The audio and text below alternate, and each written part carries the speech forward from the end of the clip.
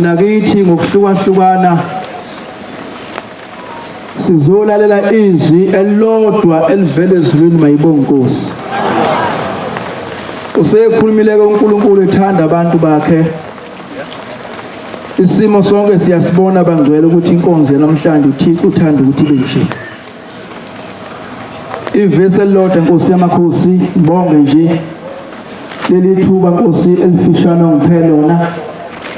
Likhulu kakhulu liwumusa kimi. Mayibonge Nkosi. Amen. Siyakubonga enkuye uya siyakubonga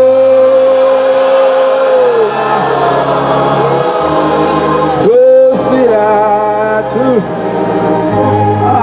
siyakubonga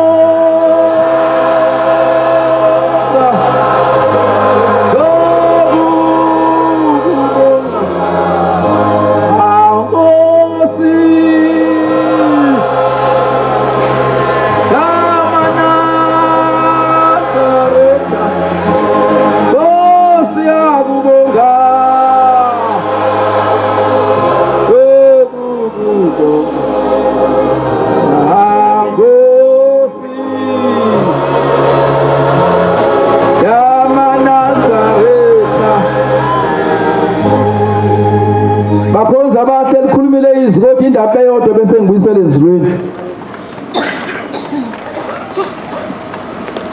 Indaba kaShembe bangcwele ngathi abantu bonke bengayiqonda futhi bayinake. Ngoba uShembe khona emhlabeni nasezulwini. Ngidabuka umuntu mayedova uShembe ngoba imiphumela yokudova uShembe ayimihle kahle. Lapha ezweni lakithi nyazi lasezulwini wawenza imhlola. Enye insizwa eyayithi mayihaya ingoma ziyihasha insizwa zangakubo bese ziyihasha zithi Shembe Shembe dilike ezulwini. Wayesedilike. Ngiqwayisela abantu abadova uShembe. Nalezi ibhuka etrenda kulezi insuku.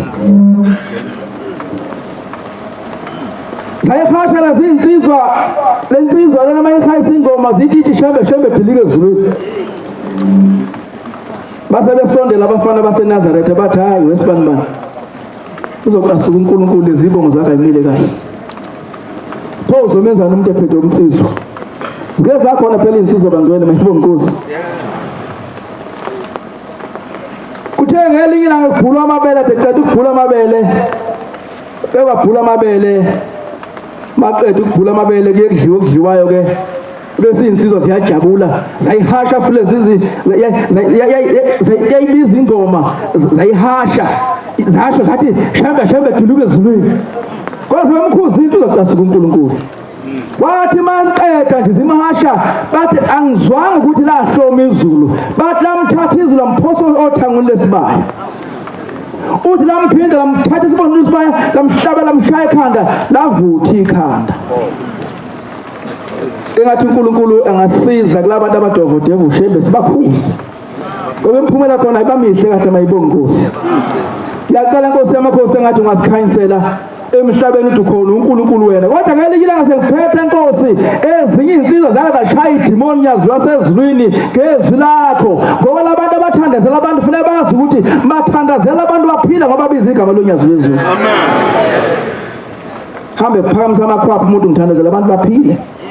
Linye igama eliphilisa unyazi lwezulu. Amen. Zalishaya idimoni Nkosi elalishupha unkosikazi. Senzela ngiqothula ngishiya inwele engasakwazi ukuthwala ekhanda ngoba inwele zayingasekho. Sayifika lonto ithatha iduze lilahle lapha.